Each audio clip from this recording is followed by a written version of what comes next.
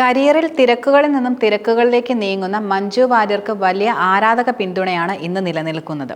മലയാളത്തിൽ നിന്ന് തമിഴകത്തേക്ക് കടന്നപ്പോഴും തമിഴ് പ്രേക്ഷകരും സഹപ്രവർത്തകർക്കും പ്രിയങ്കരിയായി മഞ്ജു വാര്യർ മാറുകയും ചെയ്തിട്ടുണ്ട്.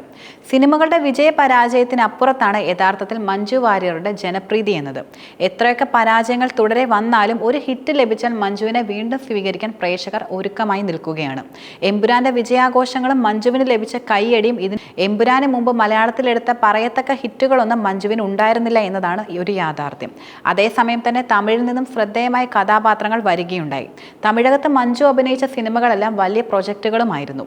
അതുപോലെ ആദ്യ ചിത്രം അസുരനിൽ നായകൻ ധനുഷായിരുന്നു, സംവിധായകൻ വെട്രിമാരനും. രണ്ടാമത്തെ സിനിമ തുനിവിൽ നായകനിൽ അജിത്തായിരുന്നു. പിന്നീട് വേട്ടയാനിലും രജനീകാന്തിനൊപ്പം മഞ്ജു വാര്യർ അഭിനയിച്ചു. തമിഴ് സിനിമാ ലോകത്തിന്റെ ചരിത്രം എടുത്തു നോക്കുകയാണെങ്കിൽ അപൂർവ കാഴ്ച കൂടിയാണിത്.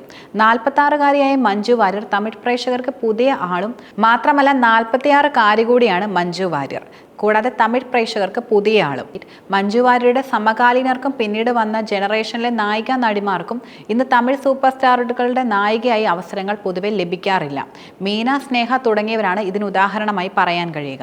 പക്ഷേ പ്രായം മഞ്ജുവിന്റെ കാര്യത്തിൽ വിലങ്ങുതടി ആയിട്ടില്ല എന്നതാണ് സത്യം. നടിക്ക് ഇന്ന് തമിഴകത്ത് വമ്പൻ പ്രോജക്റ്റുകൾ ലഭിക്കുന്നത് കാരണം താരമൂല്യം ഒപ്പം 15 വർഷം നടി സിനിമാ രംഗത്ത് നിന്നെടുത്ത ഇടവേളയും കൂടിയാണ്.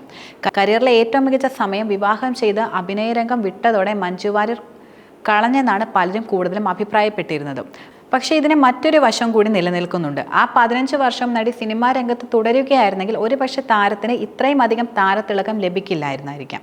1998 മഞ്ജു വാര്യർ വിവാഹം ചെയ്യുന്നതും അതുപോലെ സിനിമാ കരിയർ വിടുന്നതും. നടിയെ കേന്ദ്ര കഥാപാത്രമാക്കി സിനിമകൾ ചെയ്യാൻ ഫിലിം മേക്കേഴ്സ് മുന്നോട്ട് വന്നിരുന്ന കാലം കൂടിയായിരുന്നു അത്. പക്ഷേ മലയാള സിനിമാ ലോകം ആ കാലഘട്ടത്തിൽ വലിയ മാറ്റങ്ങളിലേക്ക് മാറിക്കൊണ്ടിരിക്കുകയുമായിരുന്നു. മാത്രമല്ല 2000-ന്റെ തുടക്ക വർഷങ്ങളോടെ മോഹൻലാൽ, മമ്മൂട്ടി എന്നീ സൂപ്പർ താരങ്ങളുടെ പേരിൽ മാത്രം മോളിവുഡ് അറിയപ്പെടാനും തുടങ്ങിയിരുന്നു. നായികമാർക്ക് പ്രാധാന്യമില്ലാത്ത സിനിമകളാണ് പിന്നീട് കൂടുതലും വന്നുകൊണ്ടിരുന്നത്. ഒരുപക്ഷെ അന്ന് കരിയർ മഞ്ജു വാര്യർ തുടർന്നിരുന്നാലും താരാധിപത്യത്തിന് മുകളിലേക്ക് വളർന്ന് വരാൻ മഞ്ജുവിന് ഒരുപക്ഷെ കഴിഞ്ഞേക്കില്ല എന്ന നിരീക്ഷണവും നിലനിൽക്കുന്നുണ്ട്. അതുപോലെ രേവതി, കമൽഹാസൻ തുടങ്ങിയവരെല്ലാം ആ കാലഘട്ടത്തിൽ വന്ന മലയാള സിനിമകളിൽ അതൃപ്തി പ്രകടിപ്പിക്കുകയും ചെയ്തിരുന്നു. മലയാള സിനിമകൾ കാണൂ, എന്താണ് അവർ ശരിക്കും ചെയ്യുന്നതെന്ന് നോക്കൂ എന്ന് തുടങ്ങി സഹപ്രവർത്തകരോട് ഞാൻ പറയാറുണ്ടായിരുന്നു. എന്നാൽ ഇപ്പോൾ താൻ പറയാറില്ലെന്ന് ഒരിക്കൽ കമൽഹാസൻ പറയുകയുണ്ടായി. ഒരിക്കൽ കൈരളി ടിവിയിൽ സംസാരിക്കുകയായിരുന്നു നടൻ. 2000-ൽ വന്ന നായികമാരിൽ മീര ജാസ്മിൻ, നവ്യ നായർ തുടങ്ങിയ കുറച്ച് പേർക്ക് ശ്രദ്ധേയമായ റോളുകൾ ലഭിച്ചിട്ടുള്ളൂ.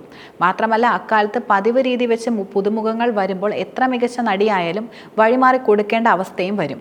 ഒരുപക്ഷെ 90-കളിൽ തമിഴിലും മലയാളത്തിലും തുടരെ സിനിമകൾ ചെയ്തിരുന്നാലും ദീർഘകാലം ഗ്രാഫ് നിലനിർത്താൻ അന്ന് മഞ്ജുവിന് കഴിഞ്ഞേക്കില്ല എന്ന നിരീക്ഷണവും നിലനിൽക്കുന്നുണ്ട്. മാത്രമല്ല തമിഴിൽ അന്ന് അഭിനയിച്ചിരുന്നുവെങ്കിൽ ഇന്ന് അമ്മ റോളുകളിലേക്ക് മഞ്ജു ചുരുങ്ങാനുള്ള സാധ്യതയും വളരെയധികം കൂടുതലായിരുന്നേനെ. 90-കളിൽ 3 വർഷം മാത്രമാണ് മഞ്ജു കരിയറിൽ ഉണ്ടായിരുന്നതും. 3 വർഷത്തിനുള്ളിൽ 20 സിനിമകൾ ചെയ്തു. ചുരുങ്ങിയ കാലം കൊണ്ട് മലയാളികൾ നെഞ്ചിലേറ്റിയ കഥാപാത്രങ്ങളെ അവതരിപ്പിക്കാനും നടിക്ക് കഴിഞ്ഞിട്ടുണ്ട്. 17-ാം വയസ്സിൽ സാക്ഷ്യം എന്ന സിനിമയിലൂടെയായിരുന്നു മഞ്ജു വാര്യർ അഭിനയ രംഗത്തേക്ക് കടന്നു വന്നിരുന്നത്. 1995-ലായിരുന്നു ഈ സിനിമ റിലീസ് ചെയ്തിരുന്നത്. 1996-ലാണ് സല്ലാപം റിലീസ് ചെയ്തത്.